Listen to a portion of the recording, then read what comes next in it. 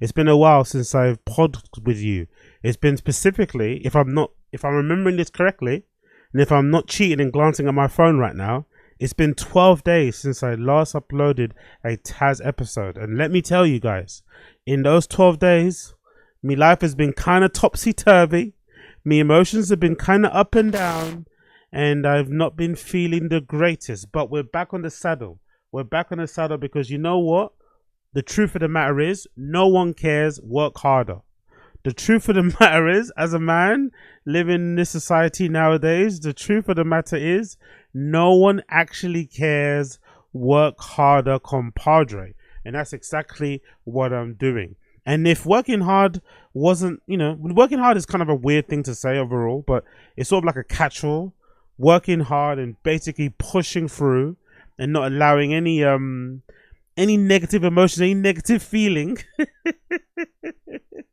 creep through and maybe leave an imprint. But I'm starting to notice, I think the older I'm getting, the more I'm starting to notice the negative effects of being a lone wolf, the negative effects of being a loner, the negative effects of being my own man, the negative effects of prioritizing myself and not others, and the negative effect of primarily cutting off all friends and just being on my own. Because what I've also realized is that over that time, I've become very numb to feeling anything, any emotions, anything. Right? I've kind of used it as a plus, as a positive, right? As something that I kind of like, kind of pat myself on the back for. Like, hey, I'm not the most emotional guy in the world. I don't operate via emotions. I operate via rational thought, logic, all that malarkey, right? Common sense type of a guy. But unfortunately, we also live in the world, because I'm the type of person that believes that you should live in the world as is and not try to basically force the world to live as per your fucking mental capacity is kind of presenting it to be, right? Live in the world as it is. Don't live in a world where it does not actually exist and only exists in your head. So I try and function within the world that is we're living in right now. And there's not, and if I tell you that the world that we're living in right now is overly emotional, you're not going to be so surprised, are you? You're not going to be super surprised when I say the world that we're living in is overly controlled by, directed by, positioned by our emotions, and everyone kind of indulges themselves into it. Because I've always felt as if, like, from the advent of reality TV, we've all felt like we're living within our own reality TV series. Like, we are all the main character in our own lives. We really do sometimes give ourselves a little too much over importance in terms of the role we play in life. And I think we kind of saw that during COVID. Weird connection to make, but I think you saw that during COVID. No one really, especially in the Western world, wanting to give up their personal liberties, their personal freedoms for the greater good. By and large, no one really wanted to do that. When it came to masks, when it came to social distancing, when it came to just staying indoors anyway, no one really wanted to give up their own freedoms, their own liberties for the betterment of everyone else. No one was down for it.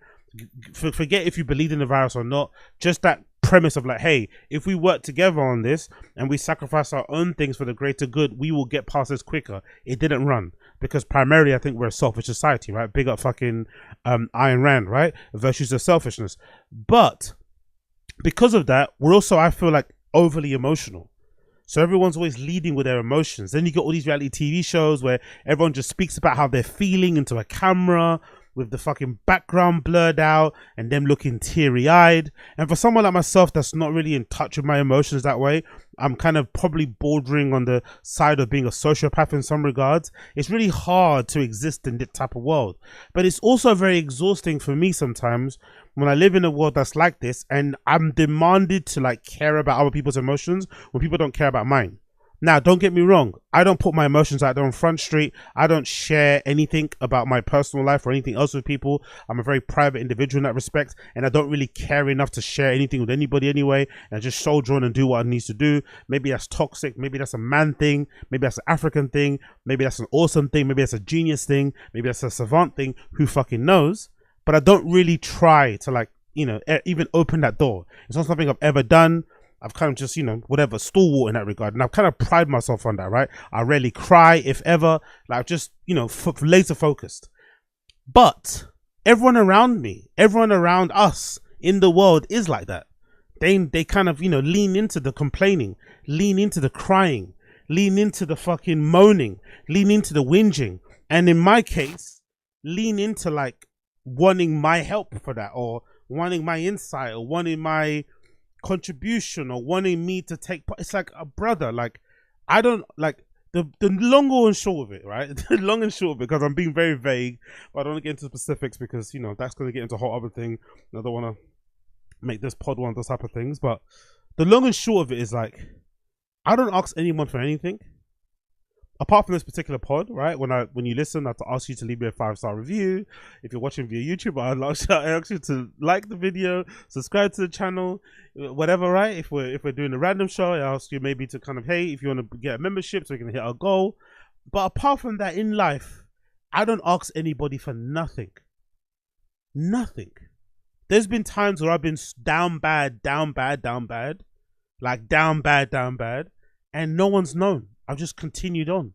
Okay, tomorrow will be a better day. Next week will be a better week.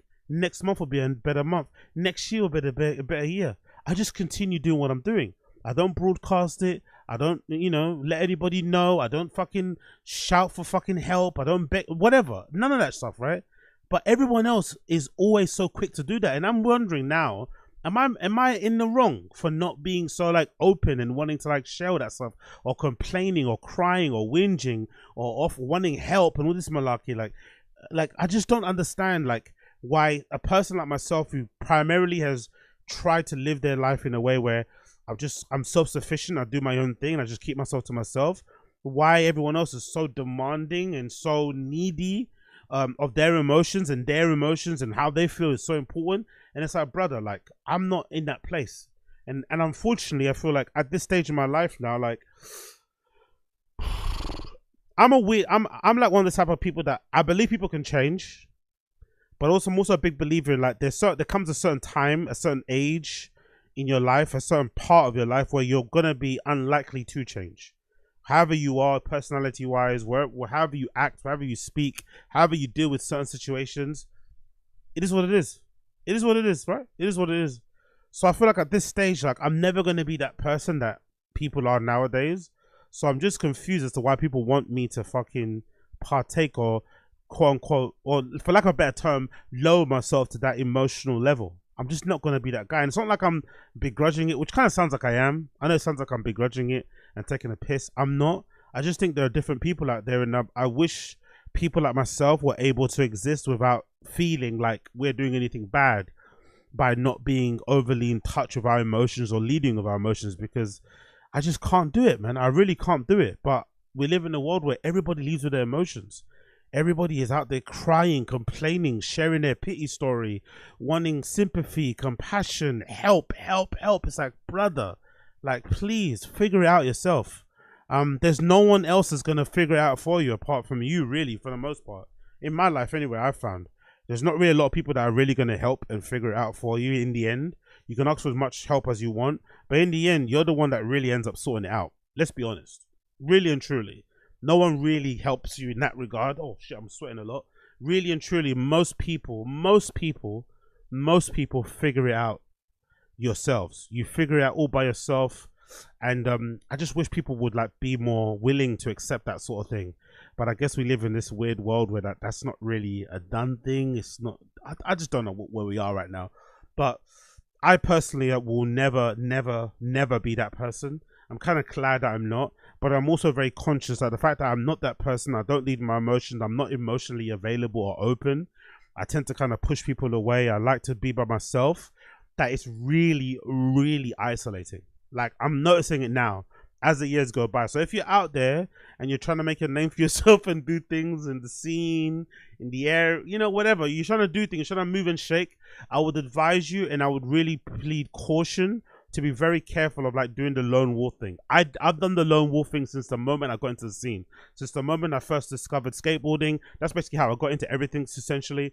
I first discovered skateboarding watching, like, I forgot what that show was on Channel 5, Channel 4, where they kind of follow a bunch of kids in a van and they go to different spots around the country, and then the prize at the end of it was to get signed to become a professional skateboarder. I found out about the Morrissey, I found out about the Smiths through there. I found out about metal through there, punk through there, like dance music even. I found out about editing fucking videos through there. I found out about streetwear through there, fashion through there, photography through there, art through there, all through fucking the vessel of skateboarding when I first watched my first sort of like skate videos, or the first fucking kids movie, right? Big up fucking kids. Absolutely fucking incredible, monumental fucking moment there.